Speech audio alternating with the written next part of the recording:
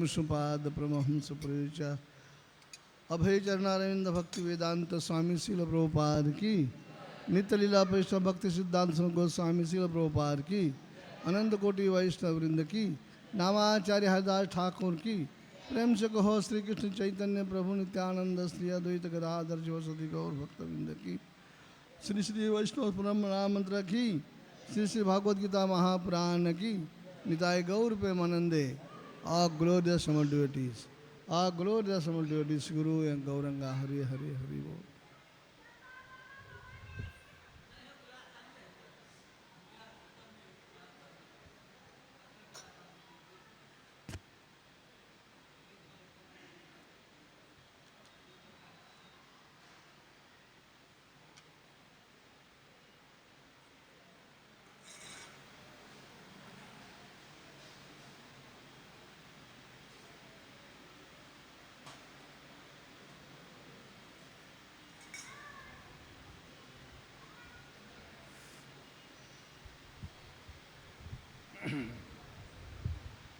हरे कृष्णा।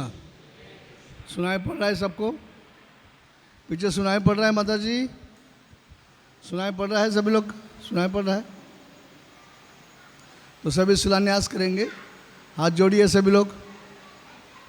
ओम नमो भगवते वासुदेवाय। ओम नमो भगवते वासुदेवाय। ओम नमो भगवते वासुदेवाय। नारायणं नमस्कृत्यं नरं चैव नरोत्तमं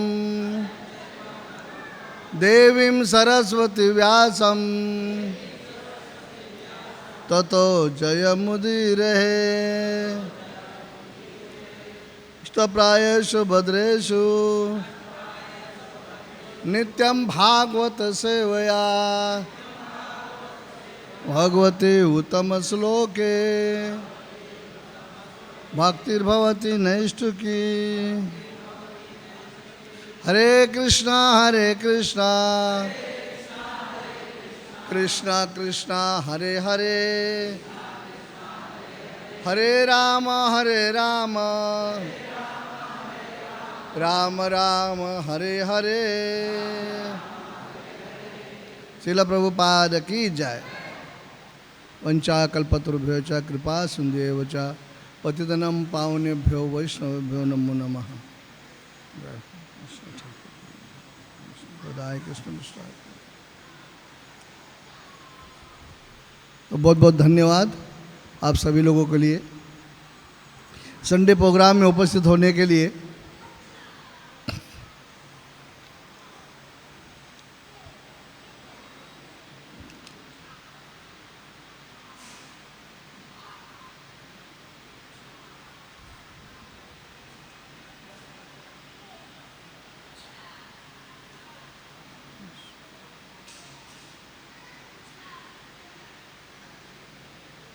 आज का जो सब्जेक्ट है बड़ा ही सारगर्हित है।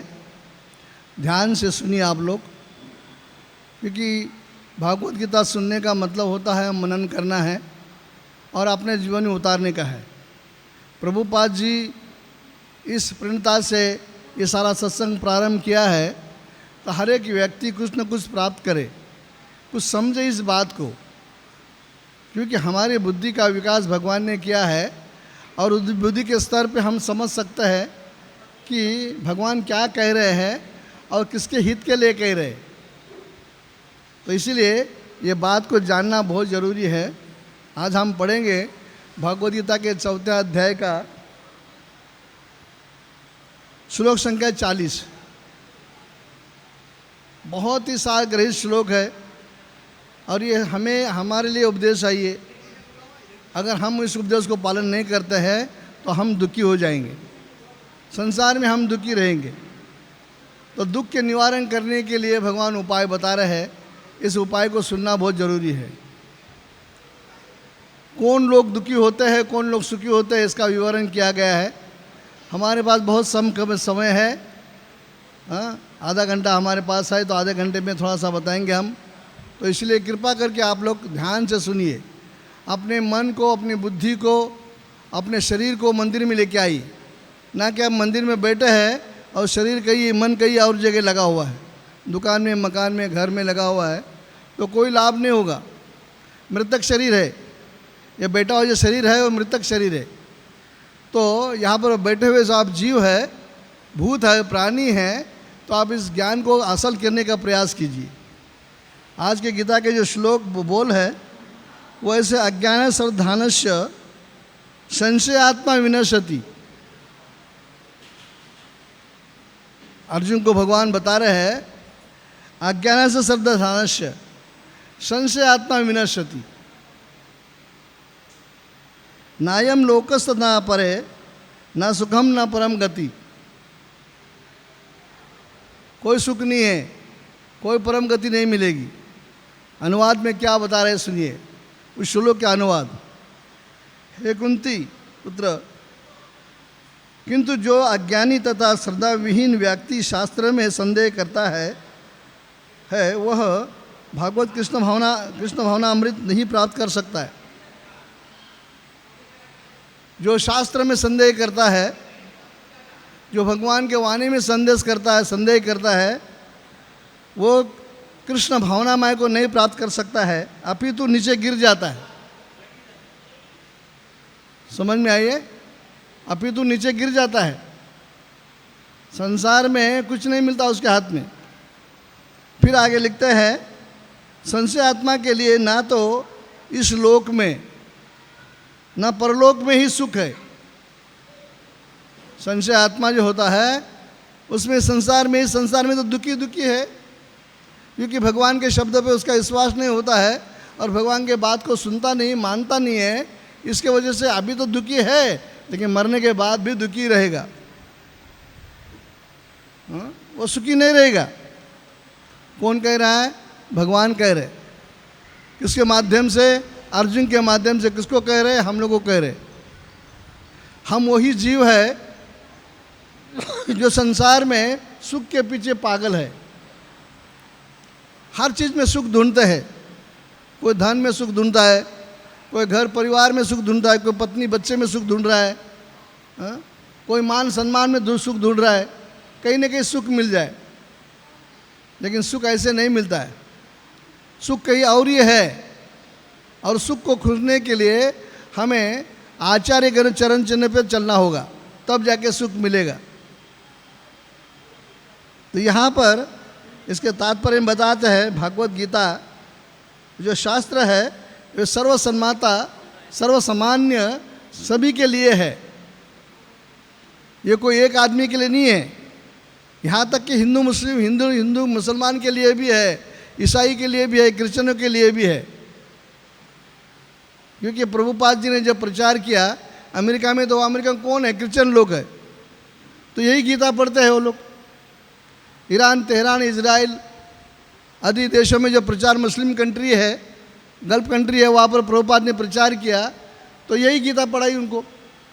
तो ये गीता किसी धर्म जाति की नहीं है। ये धर्म जाति से ऊपर चीज़ है। अभी आप सब सुने होंगे या पता नहीं होगा, सुनिए। अभी रशिया में एक बहुत बड़ा डिबेट चला था, और वो डिबेट में रशिया के लोग जो है, कम्युनिस्ट लोग है, पक्के कम्युनिस्ट लोग है, वो नहीं चाहते कोई शास्त्र उनके देश में। प्रभुपाद भी जब प्रचार करने गए थे रशिया में, तब उनको अलाउड नहीं किया था, लेकिन चोरी छुपे जाकर प्रचार किए थे प्रभुपाद जी ने। और उसका परिणाम बहुत बड़ा परिणाम हुआ। आज पूरे रशिया में 700 मंदिर खुले हैं। 700 मंदिर, एक दो नहीं, 700 मंदिर है। रशिया ये भारत देश है, ये भारत में जितनी ज़मीन है इससे 3 गुना ज़मीन रशिया में है। कितना है? आइस, बर्फ़ है वो, लेकिन ज़मीन बहुत उनके पास है। 3 गुना ज़मीन है। आप लोग के पास 1 गुना ज़मीन है, तो 3 गुना ज़मीन रशिया के पास है। तो अब उस रशिया के देश में ये लोग किसी धर्म शास्त्र को नहीं मानते हैं, विद इन बाइबल को नहीं मानते हैं। Work is worship. और दुकान में दरवाजे नहीं है, ऐसा समझिए।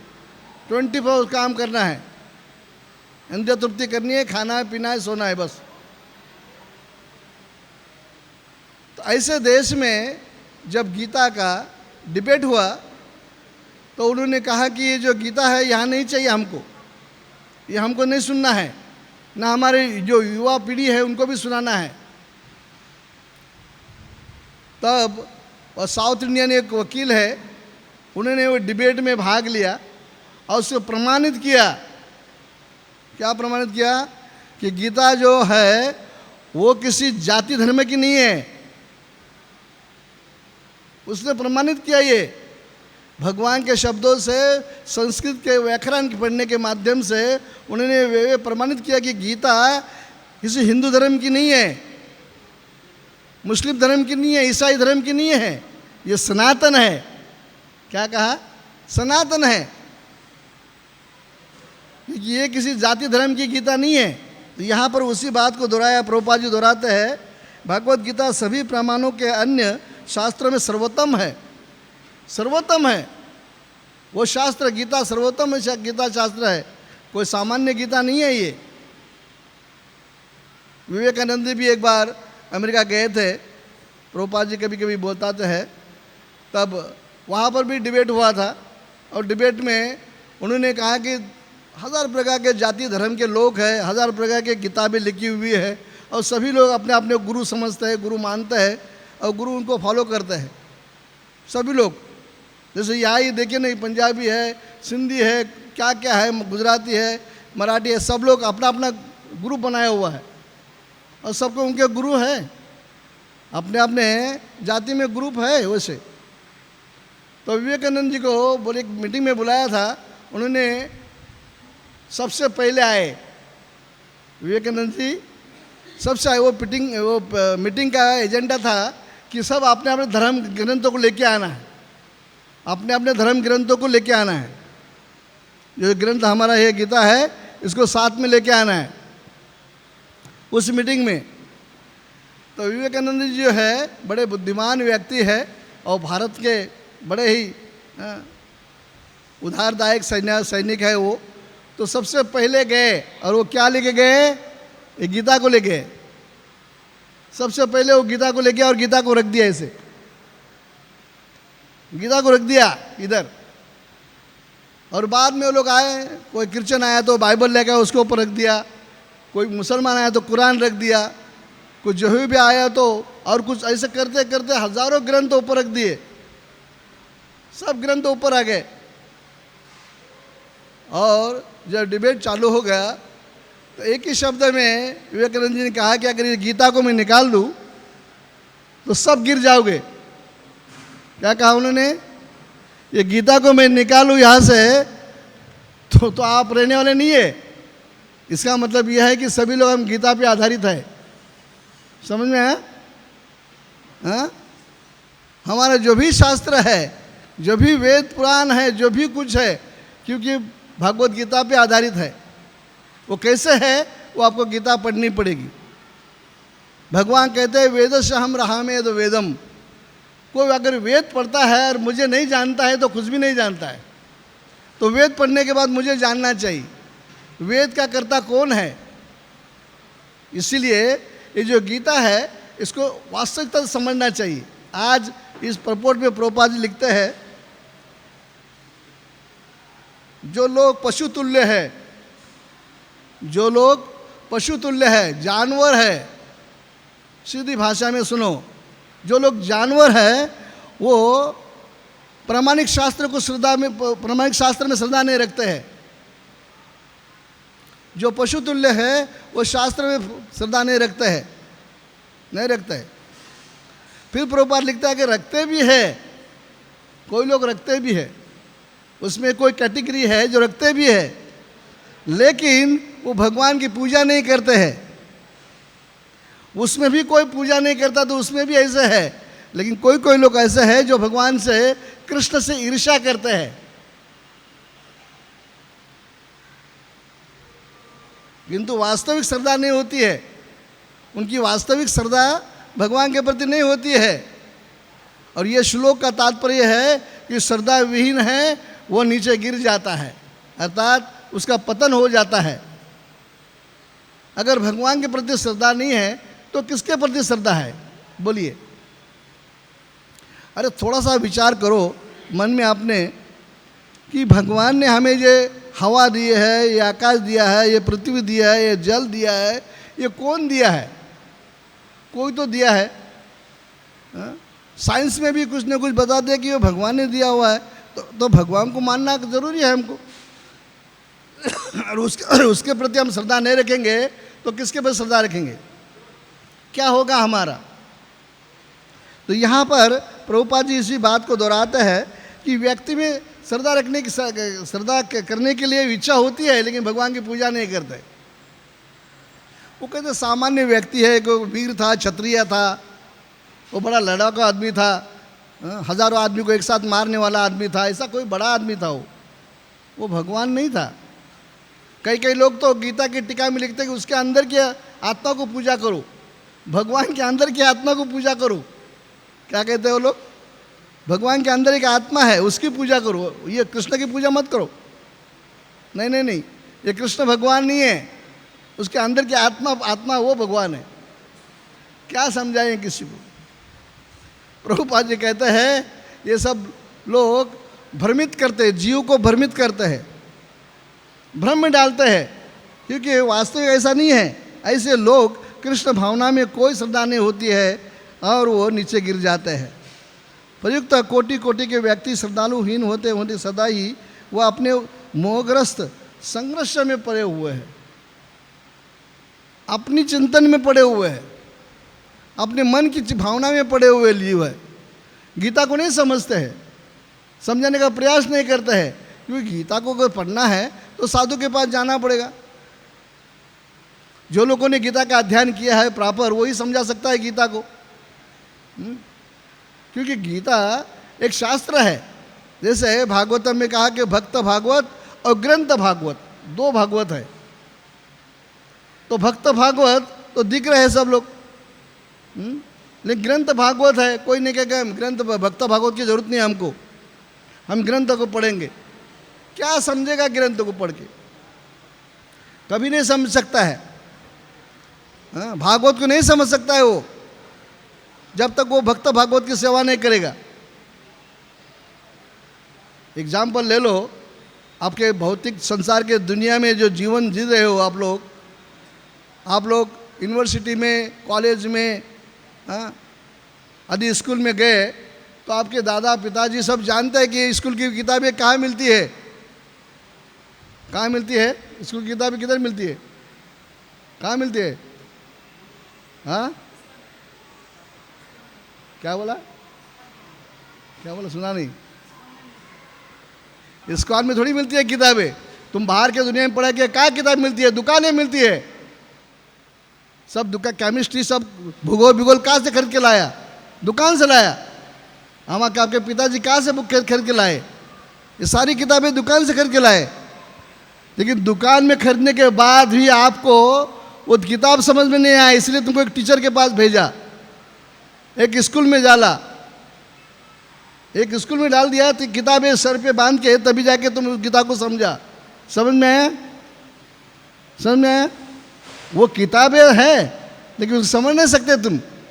जब तक टीचर ना हो तो किताब को नहीं समझ सकते। तो उन किताबों को लेके स्कूल में गए, उसमें पढ़ाई की, टीचर ने एग्जाम्पल में बिठाया, तभी जाके आप समझ गए। तो सेम लाइक ग्रंथ भागवत और भक्त भागवत, ये दोनों चीज़ें की आवश्यकता है। अगर भागवत गीता को समझना है तो भक्त भागवत की सेवा करनी पड़ेगी और उनसे सीखना पड़ेगा। क्यों? क्योंकि भगवान ने बताया, भगवान ने कहा अर्जुन को, तद्विधि प्रणिपाते न परिप्रश्न सेवया उपदेक्षांति दे ज्ञानम ज्ञान्य तत्वदर्शनम। ये अर्जुन, वो तत्वदर्शी के पास जाओ, वो तुमको गीता सिखाएंगे, वो तुमको भागवत सिखाएंगे, क्योंकि उन्होंने उसका अभ्यास किया हुआ है। अगर वो अभ्यास नहीं करते तो हमको नहीं समझाते। तो हमको उनके पास जाके इस बात को, इस ग्रंथ को समझना होगा। इसी प्रकार यहाँ पर उल्लेख करते हैं। लेकिन जो श्रद्धाहीन व्यक्ति होते हैं वो ये बात नहीं करते हैं, ऐसे नहीं जाते हैं। इसलिए तथाकथित वचनों वाले तथा अनेक प्रकार के संसारी लोग संसार में दुख भोगते हैं। जब ज्ञान नहीं होता है तो अज्ञान होता है। और अज्ञान के चलते संसार में दुख होता है। अज्ञान के चलते संसार में दुख होता है। इसीलिए हमको ज्ञान अर्जन करना है, ज्ञान अर्जन करना है। और ज्ञान अर्जन क्यों करना है, इसीलिए भगवान अगले श्लोक में बताएंगे कि कहते हैं जो लोग श्रद्धालु दिव्य तथा समस्त है, वो जिसमें इंद्रिय के संयम को वश करते हैं, उनके लिए ये ज्ञान अर्जन करना है बड़ा इजी है। कैसे इजी है, प्रभुपाद जी बताते हैं तात्पर्य में। वो कहते हैं ये श्रद्धा भक्ति के द्वारा ही प्राप्त किया जा सकता है। ये जो ज्ञान है ये श्रद्धा भक्ति के द्वारा ही प्राप्त किया जा सकता है। क्या करना चाहिए, क्या करोगे आज के डेट में, क्या करोगे अगर ये श्रद्धा भक्ति से ज्ञान प्राप्त करना है तो हम क्या करना चाहिए। यहाँ पर प्रभुपाद लिखते हैं कुछ भी नहीं करना है। क्या करना है, हरे कृष्णा कृष्णा कृष्णा हरे हरे, हरे राम राम राम हरे हरे। यह लिखा है। हरे कृष्ण मंत्र का जप करना है बस। हरे कृष्ण मंत्र जप करने से क्या होगा, चेतो दर्पण मार्जनम, चित्त रूपी दर्पण साफ हो जाएगा। क्योंकि भगवान का नाम जो है वो शुद्ध है। विशुद्ध शुद्ध भगवान के नाम के माध्यम जब जीव लेता है तो उसकी बाह्य क्रिया और अंतर क्रिया साफ हो जाती है। अर्थात जो हरे कृष्ण महामंत्र जपेगा वो खान पान शुद्ध करेगा, रहन सहन शुद्ध करेगा, बोलचाल शुद्ध हो जाएगी। हो गया भक्ति, और क्या है। जो खान पान शुद्ध करेगा, जो मांस खाना बंद करेगा, चाय पीना बंद करेगा, नशा करना बंद करेगा, तो वो तो शुद्ध भक्त हो गया। जो भगवान के भक्तों के साथ आदान प्रदान करेगा, गीता भागवत का अध्ययन करेगा, अपनी बोलचाल को ठीक करेगा, वो तो भक्त बनेगा। खान सा रहन सहन शुद्ध करेगा, अच्छे संतों के साथ मिलेगा, संतों के साथ दोस्ती करेगा, संतों के साथ आके सत्संग करेगा, उसका जीवन शुद्ध हो जाएगा। तो चेतो दर्पण मार्जनम, चित्ररूपी दर्पण को साफ करना है। और वो कैसे करना है यहाँ पर प्रभुपाद जी बताते हैं। अगर शुद्ध भक्ति को प्राप्त करना है, अगर श्रद्धा रख भगवान के नाम में करनी है, तो हरे कृष्ण महामंत्र जप करना है। हरे कृष्ण महामंत्र जप करने के बाद और कुछ करना आवश्यकता नहीं है। हरे कृष्ण महामंत्र अपने आप करता है। जैसे भौतिक संसार में हमारा पेट दर्द हो रहा है, पेट दर्द हो रहा है या पैर दर्द हो रहा है या हाथ दर्द हो रहा है, जो भी चीज़ दर्द हो रही है हम गोली खाते हैं। एक गोली डॉक्टर गोली देता है, गोली खा लेते हैं। अब वो गोली तो अज्ञानी है, गोली तो ज्ञान नहीं है गोली को, लेकिन गोली बराबर वो दवाई को बंद, जो बीमार है उसको बंद कर देती है। हाँ, कैसे, क्या साइंस है इसके पीछे। पेट पे दर्द हो रहा था, गोली खाई, पेट दर्द बंद हो गया।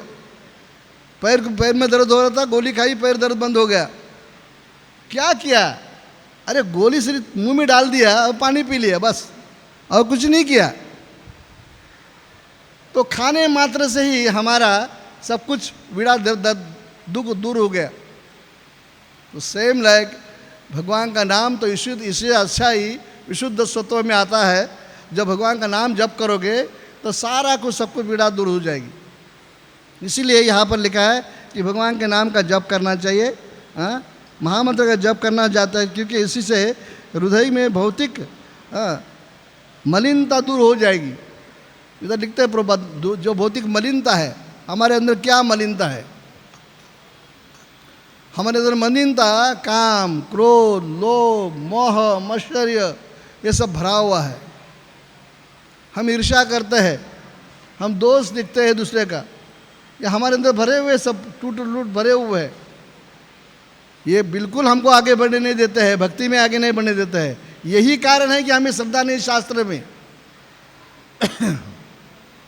शास्त्र में हमें श्रद्धा नहीं है, गुरु में हमें श्रद्धा नहीं है, भगवान में हमें श्रद्धा नहीं है। क्यों? क्योंकि अंदर हमारे अंदर काम है, क्रोध है, लोभ है, मत्सर्य है। वो लोग ने अड्डा मान के शरीर में बैठे हुए हैं, वो कैसे आपको जीने देंगे। वो अपना मतलब निकालते हैं, और वो जो मतलब निकालते हैं वो पतन आधा, यहाँ लिखता है उनका पतन हो जाएगा। वो पतंग कर देते हैं। इसीलिए हम लोगों को हरे कृष्ण महामंत्र जप करना है और उसके माध्यम से इनको दूर भगाना है। इनको दूर भगाए बिना ये शरीर से नहीं जाएंगे तो भक्ति प्राप्त नहीं होगी, तब श्रद्धा प्राप्त नहीं होगी। क्योंकि शास्त्र में ऐसे लिखते हैं, चैतन्य चरितामृत में कृष्णदास कविराज लिखते हैं कि आदो श्रद्धा तब साधु संग तब भजन क्रिया तब अनारति निवृत्ति। 4 स्टेप है और ये सभी को जानकारी करना लेना चाहिए। श्रद्धा, पहली श्रद्धा होनी चाहिए। आप लोग को श्रद्धा है इसीलिए हरे कृष्ण मंदिर में आए, नहीं तो कौन आता था। बहुत सारे मंदिर पड़े हुए हैं, हाँ, चौपाटी में घूम रहे बहुत लोग। कई लोग सिनेमा घरों में बैठे हुए हैं, कई जुआ घर में बैठे हुए हैं, कोई वेश्यालय में बैठा हुआ है, अनेक प्रकार के लोग अनेक ठिकाने पे बैठे हुए। लेकिन आप एक देवता जैसे आदमी हैं जो इस्कॉन में आके मंदिर में बैठे हुए सत्संग सुन रहे, ये बड़ी बात है। और ये क्यों है? आपकी श्रद्धा लगी हुई है, आपकी श्रद्धा टिकी हुई है उस जगह। श्रद्धा नहीं होती तो आप नहीं बैठते। ये मन आपको 1 मिनट के लिए बैठे नहीं देता आपको यहाँ पर, चलो बोलो चलो इधर क्या है चलो। लेकिन आपकी श्रद्धा है, इसीलिए तो यहाँ श्रद्धा होने से क्या हो गया? आदो श्रद्धा तब साधु संग, एक साधु का संग हो गया, एक साधु का संग हो गया। और जो साधु संग हुआ तो साधु क्या कर रहा है? भजन क्रिया कर रहा है। एक शराबी के साथ जब जाओगे तो शराबी आपका दोस्त आए तो बोलेगा 1 नोटक मार दो, 1 न मारो। नहीं यार मैं कभी जीवन में नहीं पिया हूँ। अरे अभी कुछ नहीं होता, आज मेरा बर्थडे है, 1 मार दो, मार दो मार दो मार दो, कुछ नहीं होता, बस चालू कर देंगे, हो गया काम। सिगरेट खाने वाला भी ऐसे आपको बोलता है, अरे मैं पिला रहा हूँ सिगरेट ना, 55 रुपये का एक सिगरेट है ये, फिर 555 क्या बोलते हैं, 55 रुपये एक सिगरेट है, मारो एक, ले लो। मारता है सिगरेट, खाता है, क्या होगा? कहने का तात्पर्य यह है कि साधु संगति में आने से साधु ने क्या कहा? भजन क्रिया, आदो श्रद्धा तब साधु संग तब भजन क्रिया। तो हम क्या कर रहे हैं? साधु क्या कर रहा है? हरे कृष्णा कृष्णा कृष्णा हरे हरे, हरे राम राम राम हरे। बस साधु ने आपको लगा दिया, कहा करने के लिए?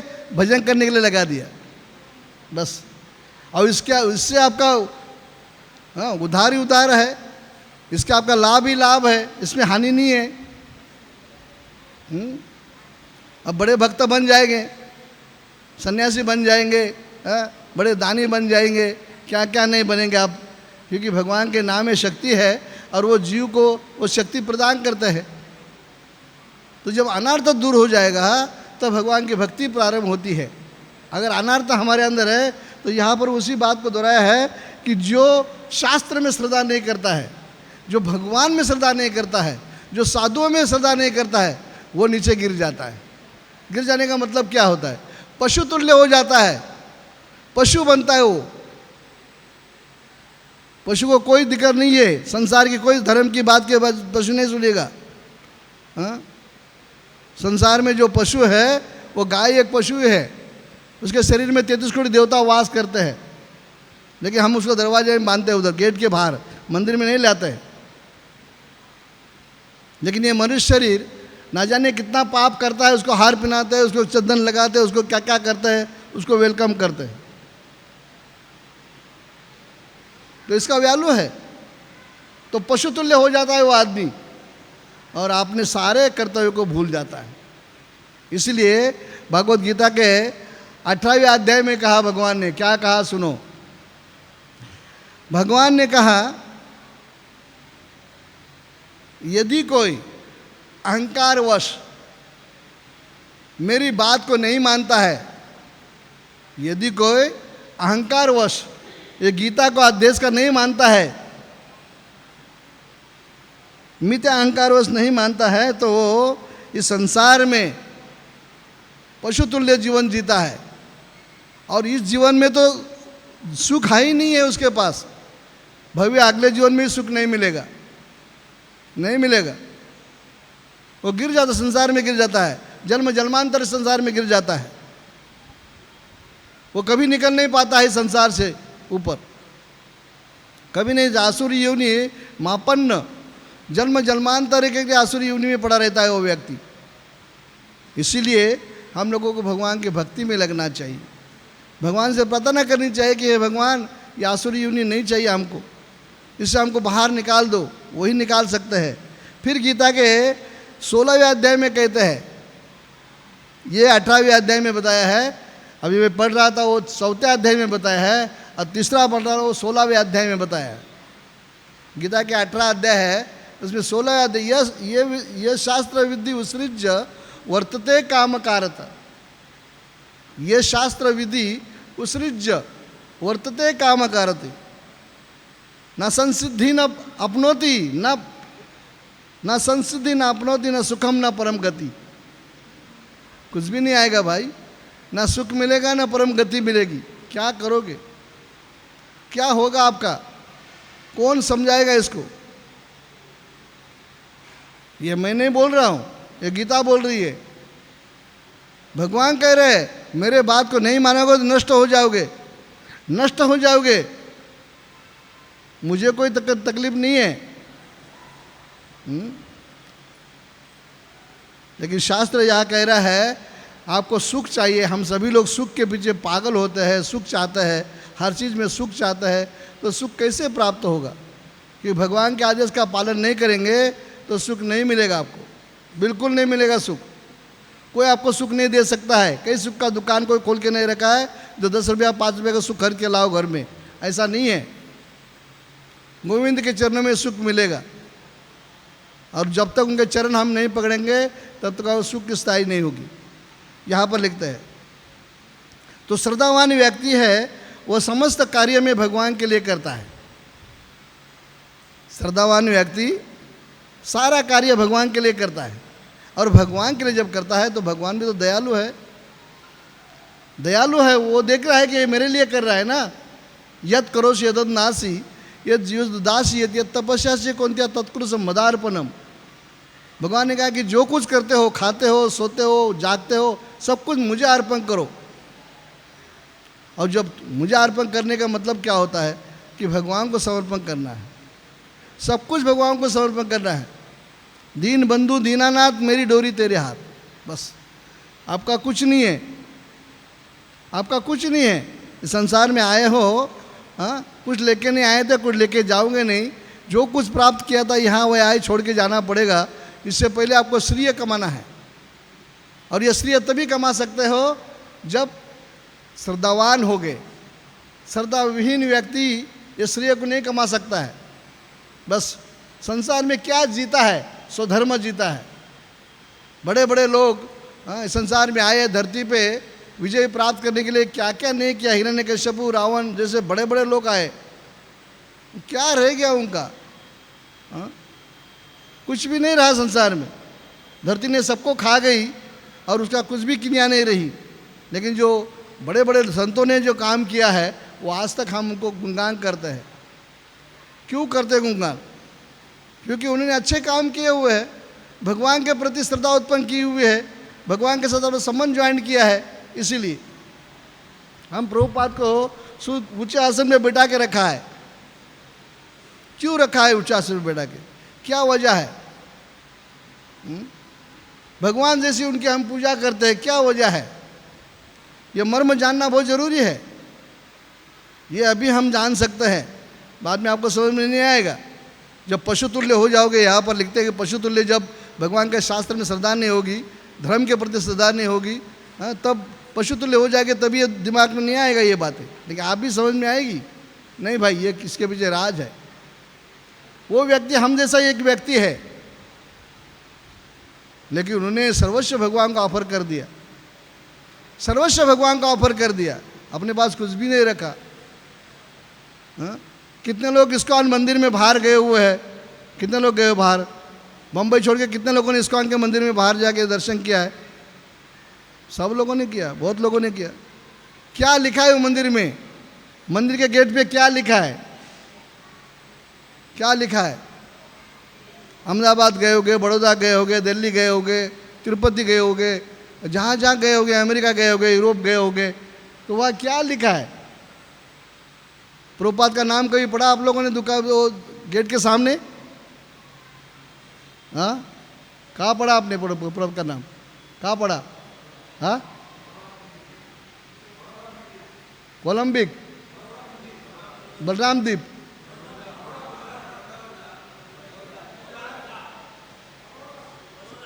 बड़ौदा। क्या प्रभुपाद का नाम लिखा मंदिर के ऊपर? मंदिर के ऊपर? अरे मेरे जो क्वेश्चन होता है सुनो पहले ध्यान से। प्रभुपाद जी ने मंदिर बनाया, वो गेट पे क्या नाम लिखा है? क्या लिखा है उधर? राधा रास बिहारी मंदिर। कोई बुद्धिमान मनुष्य अंदर आके जब ये बोर्ड को देखा, इधर पढ़ा, तब सुना कि ये आचार्य है, और किसी साधु ने बताया कि अरे ये व्यक्ति ने मंदिर बनाया ये। बस प्रभुपाद जी ने अपना नाम लेकर नहीं। आज हमारे भारत में कुंभ मेले में जाओ, कितने लोग कुंभ मेले में गए हैं? कुंभ मेले में जाओ, हर कुटिया के पीछे 108 दादाजी बाबाजी महाराज का नाम लिखते हैं। पढ़ा कि नहीं? सही है कि झूठ है? ये सही है कि झूठ है? इससे हम अंतर समझ सकते हैं कि किसने भगवान को दिया है, किसने अपने पास रखा है। समझ में आया? प्रभुपाद जी ने सर्वस्व भगवान को दिया है, इसलिए अपना नाम कहीं भी नहीं लिखा है। विदिन प्रभुपाद जी जब 1987 में जब बीबीटी लॉस एंजलिस एक ऐसा जगह है, वहाँ पर बीबीटी का जो स्थापना करना था, तब हमारे सारे जीबीसी ने प्रभुपाद को फोर्स किया कि भक्ति वेदांत ट्रस्ट बीबीटी लिखा जाए। प्रभुपाद क्या मत लिखो, मेरा नाम मत लिखो, लेकिन बाय फोर्स लिखा गया। प्रभुपाद नहीं चाहते थे, वो नहीं चाहते थे, बोले मेरा नाम कहीं मत लिखो। मैंने किया ही क्या है? प्रभुपाद क्या कहते थे? मैंने किया ही क्या है जो मेरा नाम करेंगे तुम लोग? मैंने कुछ नहीं किया, ये सब कुछ कृष्ण ने किया हुआ है, कृष्ण का नाम लिखो बस।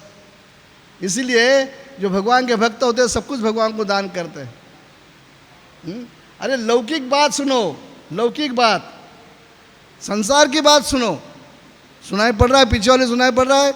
माता लोग सुन रहे प्रभुपाद जी के 2 लड़के थे। आपको शायद मालूम नहीं होगा, कई लोगों को मालूम होगा। प्रभुपाद जी के भी बच्चे थे ना, लड़की थी, 2 लड़के थे। उसमें से एक लड़का वकील था कलकत्ता में, और एक लड़का तो बहुत बढ़िया शरीफ आदमी था। हाँ, वो बिजनेसमैन था, वो इसका इस्कॉन के साथ अच्छा संबंध था। लेकिन जो वकील लड़का था उससे लोगों ने कान भर दिए। वकील है ना, वकील का क्या काम है? अरे बोला सारी इस्कॉन की प्रॉपर्टी तुम्हारी बाप की प्रॉपर्टी है। क्या कहा था?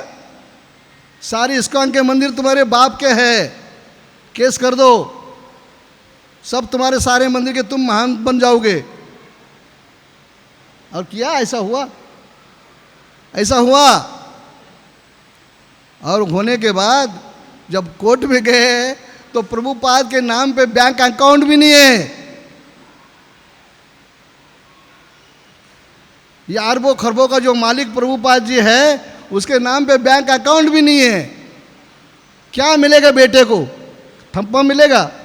क्या मिलेगा? बाप के नाम पे कुछ होगा तो मिलेगा ना, क्या मिलेगा बच्चे को? तो सब कुछ कृष्ण को दे दिया था उन्होंने, उनके पास कुछ था ही नहीं, उनके पास अपना कुछ भी नहीं था, सब कुछ कृष्ण को समर्पण कर दिया था। नहीं तो क्या वो केस जीत जाता वो आदमी, 2-4 मंदिर देना पड़ता उसको, लेकिन कहीं भी कुछ नहीं मिला। सारे विश्व में, सारे अमेरिका, यूरोप, जापान में कहीं प्रभुपाद का नाम किसी जगह नहीं है। इसीलिए भगवान कहता है यद करोषि यद नासी यद जोश दास यद तपस्या कुंत तत्पुरुष मदा अर्पणम। भगवान कहते हैं मुझे अर्पण करो, तुम्हारा नहीं है ये सब, ये मेरा सब कुछ है। उपनिषद में पहला श्लोक बताया, ईशावशाम इदम सर्वम यद किंचित जगतम जगत तेने त्यक्ति न भुंजिता माँ कर कश्चित धनम। निश्चित ही मेरी चीज़ है, तुम दावा नहीं कर सकते हो। इस संसार में कोई भी चीज़ दावा नहीं कि रॉ मटेरियल लेके बिल्डिंग खड़ी कर दिया, इसका मतलब तुम्हारी बिल्डिंग नहीं है। रॉ मटेरियल कहाँ से लाया? कौन बनाया इस रॉ मटेरियल को? कौन बनाया अग्नि को? कौन बनाया तेज को? कौन बनाया हवा को? कौन बनाया है? कौन मालिक है इसका? भगवान कहते हैं मैं मालिक हूँ, ये सारी चीज़ें मेरी है, इसीलिए मुझे समर्पण करो। और जब मुझे समर्पण करोगे तब जाके तुम इस बंधन से मुक्त होगे और भगवान की भक्ति में लग जाओगे, उससे पहले नहीं लगेंगे। मेरा मेरा मेरा मेरा मेरा मेरा करने में ही सारा कुछ हमारा समय चले जाता है और हाथ में कुछ भी नहीं लगता है। वो मेरा है वो भी खिसक जाता है हाथ से। ये जब आँख बंद हो जाएगी क्या होगा आपका? पत्नी रहेगी, बच्चे रहेंगे, धन संपत्ति रहेगी आपके पास, मान सम्मान रहेगा आपके पास, कौन क्या देगा तुमको? कुछ भी नहीं देगा, कुछ भी नहीं देगा। इसीलिए जीव को सावधान होकर भगवान के भक्ति में लगना चाहिए। इसीलिए यहाँ पर लिखता है श्रद्धावान लभते ज्ञानम तत्परेण संशय आत्मा। श्रद्धावान, जो श्रद्धावान लोग होते हैं वो संशय आत्मा से दूर होते हैं, शास्त्र में कभी भी संशय नहीं करते हैं। भगवान कहते हैं सत्यम विधाते विदताते भाषम, मैं सत्य बोलता हूँ, मैं सत्य लिखता हूँ, मैं सत्य का ही बखान करता हूँ, मैं सत्य बोलता हूँ, इससे पहले मैं कुछ नहीं बोलता हूँ। भगवान ने कहा गीता में सर्वधर्मान परित्यज्य मामेकम शरणं व्रज अहम तो सर्व पापे मोक्षयिष्यामि मा शुचा। सभी धर्मों को त्याग कर मेरे पास आ जाओ, मैं तुम्हारी रक्षा करूँगा। रक्षा करते हैं भगवान, संसार में भगवान सबकी रक्षा करते हैं। पराया हम जो संबंधी है वो रक्षा नहीं करते हैं। प्रभुपाद जी कहते हैं डॉक्टर होते हुए मरीज मर जाते हैं। बड़ी बड़ी डिग्री प्राप्त करके डॉक्टर लोग बने हुए हैं, उनके सामने मरीज मर जाते हैं। माता पिता बच्चे की रक्षा करने के लिए होता है, उसके सामने बच्चे मर जाते हैं। क्यों नहीं रक्षा किया माता ने, क्यों नहीं किया पिता ने रक्षा बच्चे का? नहीं कर सकता है। हाँ, नौका होती है नदी को पार करने के लिए, कई नौका डूब के मर जाते हैं सब लोग। क्यों नौके ने उसकी रक्षा नहीं की? नहीं कर सकता है। राखे कृष्ण मारे के, मारे कृष्ण राखे के। भगवान जिसको मारना चाहता है संसार में कोई नहीं बचाना चाहता है, और जो उसको बचाना चाहता है संसार में लाख पत्थर मारो उसके ऊपर, कोई उसको मार नहीं सकता है, क्योंकि भगवान परिपूर्ण है। वो कहता है कि मैं कहता हूँ कि सर्वधर्मान परित्यज्य, सभी धर्मों को त्यागो, मेरे पास आ जाओ, तुम मेरे हो। जब मेरे पास आ जाओगे तो सभी धर्म से तुम्हें रक्षा करूँगा मैं। एक भी धर्म जैसे नहीं कि लौकिक धर्म का भी कोई सवाल ही नहीं उठता है, लेकिन हम उन धर्मों को ऐसे चिपके हुए हैं, उसको छोड़ना नहीं चाहते जब तक माया लात ना मारे। माया जब तक लात नहीं मारेगी तब तक धर्म को छोड़ना नहीं चाहते हैं। ये मेरा है, मेरा है। जब मोहब्बत हो जाती किसी लड़की से, संसार की लौकिक बात, तो क्या होता है?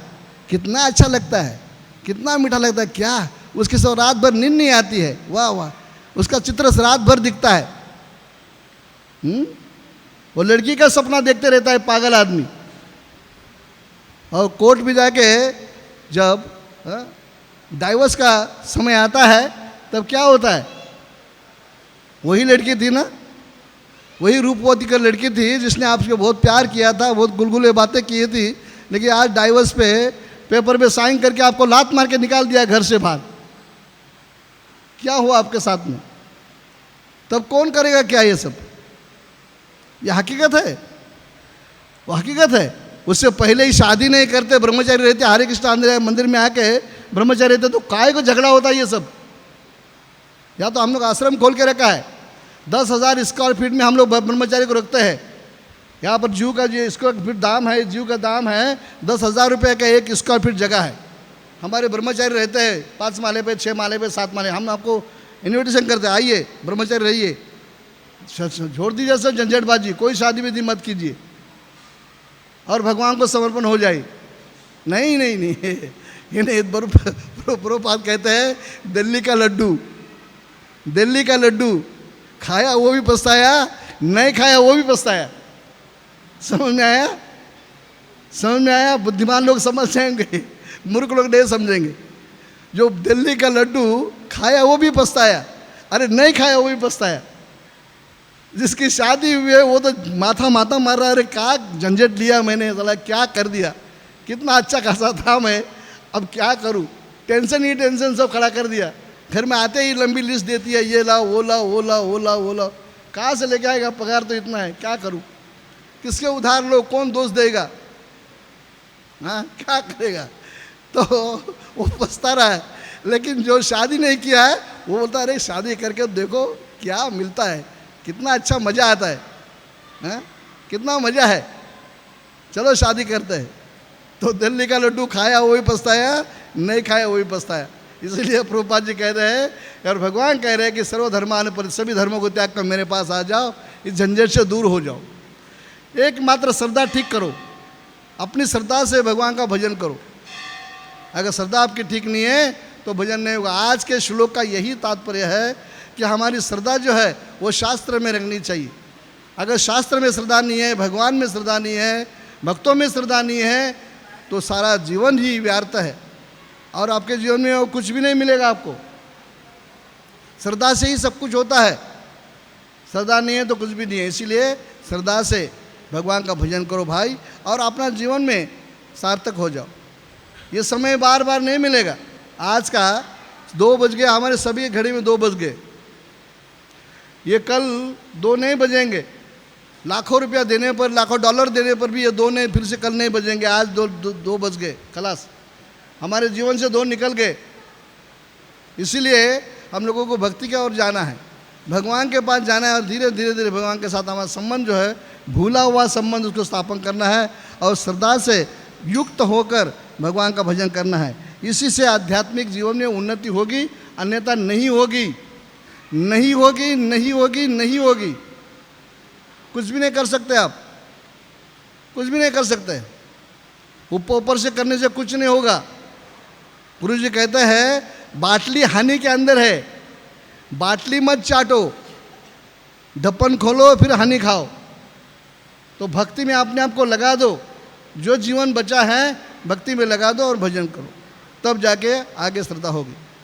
एक दूसरी संवाद ये है, आज का जो संडे है, ये संडे बहुत सुंदर संडे गया।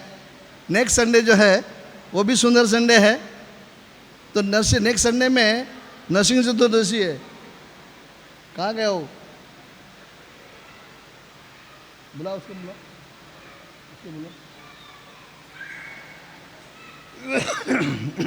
तो नेक्स्ट संडे नरसिंह चतुर्दशी है।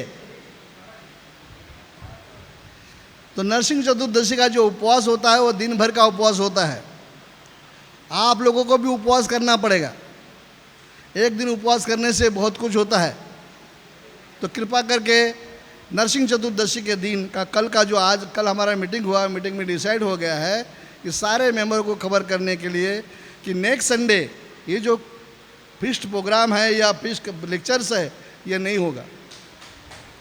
शाम को 7 बजे सभी के लिए आमंत्रित है। बढ़िया प्रसाद, बहुत ही बढ़िया प्रसाद। शाम को 7 बजे से लेकर रात को 9 बजे तक सभी लोग को प्रसाद होगा। नेक्स्ट संडे शाम को पूरा टेरेस पे सेवा करनी है। नेक्स्ट संडे नरसिंह चतुर्दशी है, 7 से लेके रात को 9 बजे तक प्रसाद खिलाने, सबको प्रसाद खिलाने का, ठीक है? हाँ, सभी को, सबको लेके आने का।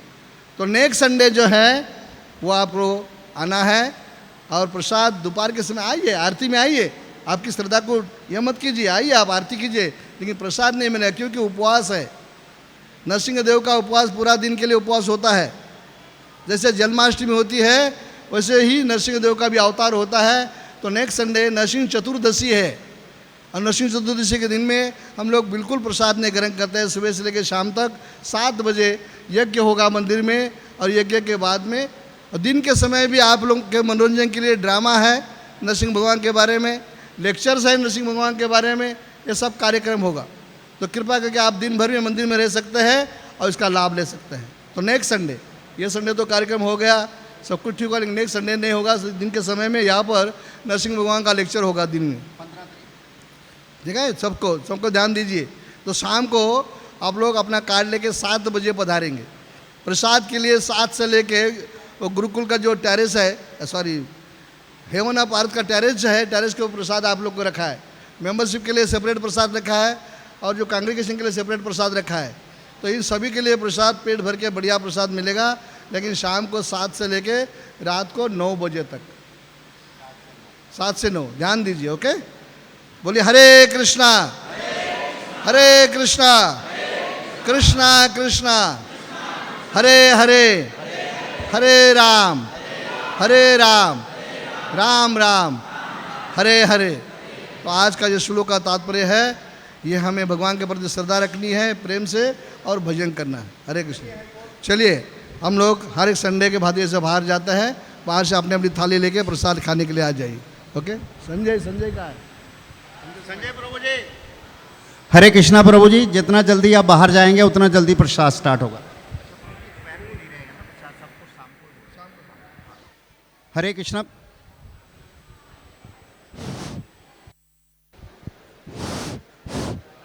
हरे कृष्णा प्रभु जी, सभी बाहर से लाइन से आएंगे।